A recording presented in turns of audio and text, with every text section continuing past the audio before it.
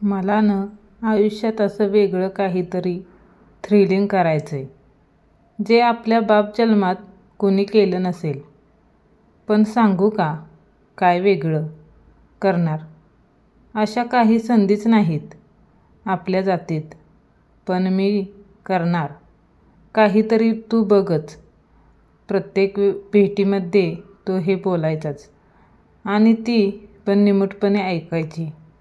नक्की काय करणार हे ना त्याला माहीत होतं ना तिला. दिवस जात होते, ते दोघे मोठे होत होते. स्वतःच्या पंखांनी उडायचं सामर्थ्य आलं दोघांमध्ये, आणि त्यांनी कुटुंब थाटण्याचा निर्णय घेतला. थ्रिलिंग करायची कल्पना एव्हाना मागे पडली होती, आणि तशातच तिने त्याला दिली गोड बातमी. चाहूल लागली त्यांची. कोणाची? त्याला बायकोची भाषा काही कळेना. अहो, असं काय करताय? पिल्लांची. तो भारावला. एका नजरेने तिच्याकडे पाहत राहिला. तिच्या काळ्या गालांवर लाल लाली चढल्याचा उगाचच त्याला भास झाला. कितीतरी आधी आपण जे थ्रिलिंग करायचं ठरवलं होतं, ती वेळ आत्ता आली हेही समजलं. येस, हो, आत्ताच. अभी नहीं तो फिर बाद में कब पता नहीं. त्याची विचारचक्र सुरू झाली. आयुष्यात हीच तर एक वेळ असते आपल्याकडे काहीतरी क्रिएटिव्ह करायची. आपल्या पिल्लांसाठी नाही तर नेहमीच तेच ते आहेच. उठा अन पोटासाठी उडाऊड करा. संध्याकाळ होताच आराम करून झोपा. नाही नाही, आत्ता तरी असं नाही करायचं. हिला दिलेलं प्रॉमिस पूर्ण करायचं. तिच्या डोळ्यात पाहायचं आणि ऐकायचं. हो, नवऱ्याने सांगितल्याप्रमाणे उशिरा का होईना केलं काहीतरी. त्याची दुसऱ्या दिवशी उजेडताच शोध मोहीम सुरू झाली. सगळीकडे चाणाक्षपणे फिरून झालं. एका डोळ्याने साऱ्या परिसरावर नजर टाकली. हो, हे सगळं करताना डोक्यात ती लहानपणीची आजोबांची गोष्ट डोक्यातच होती. चिऊचं घर होतं मेणाचं आणि काऊचं घर होतं शेणाचं. चिऊचं घर गेलं उन्हात वितळून आणि पावसात काऊचं घर गेलं वाहून. म्हणजे हे 2 ऑप्शन झाले बाद. त्याचं मनोगत चालूच होतं. गिरक्या घेत घेत बरीचशी झाडं देखील पालतून झाली होती. पण झाडावरचं काड्यांचं घरटं म्हणजे अगदीच कॉमन. कसलं थ्रिलिंग ने कसलं काय. मग काय काय करू.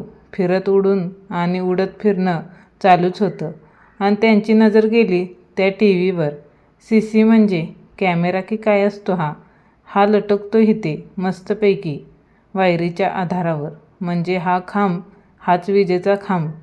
ठरलं, इथेच बांधायचं घरटं. ते झाडाबिडांच्या फांद्यात नाही अडकायचं. या इथेच बांधायचं.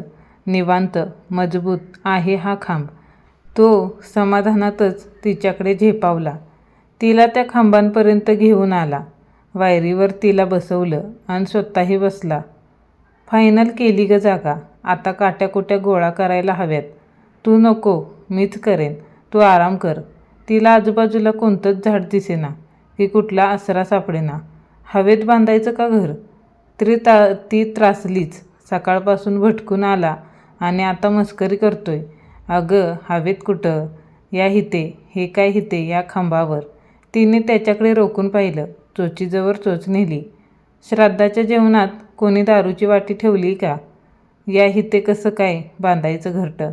कोणी बांधली का आपल्या जन्मात? ती कोपली. तो मात्र शांतच. तेच तर थ्रिल आहे. आणि त्याने त्याचा एक डोळा तिच्याकडे बघत मिचकावला. ती शहारली.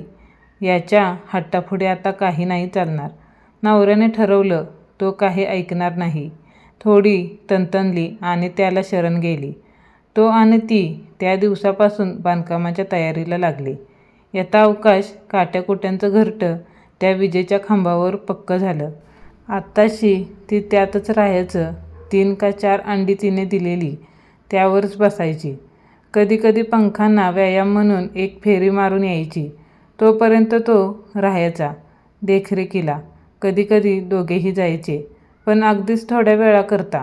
दिवस लोटले. 3 पिल्लं कावकाव करत आणि एक कुहू कुहू करत त्या घरट्यातून बोलू लागली. त्यांना दाना पाणी भरवून थोडं मोठं करून त्या खांबावरचा मुक्काम हलला. तिच्या जीवात जीव आला आणि त्यांच्या जीवात अभिमान. माझ्या पिल्लांना झाडावरच्या शेणामेणाच्या घरट्याची गोष्ट नाही ऐकवणार. मी त्यांना ऐकवणार कथा त्यांच्या बापाच्या थ्रिलिंगची, त्यांच्या विजेच्या खांबावरच्या जन्माची.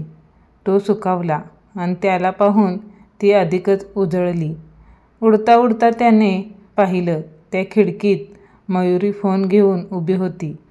ही आता आपल्याला फेमस करणार, माझ्या अनोख्या घरट्यावर लिहिणार आणि तो अजूनच उंच झेपावणार. आकाश ठेंगणं झालेल्या खुशीत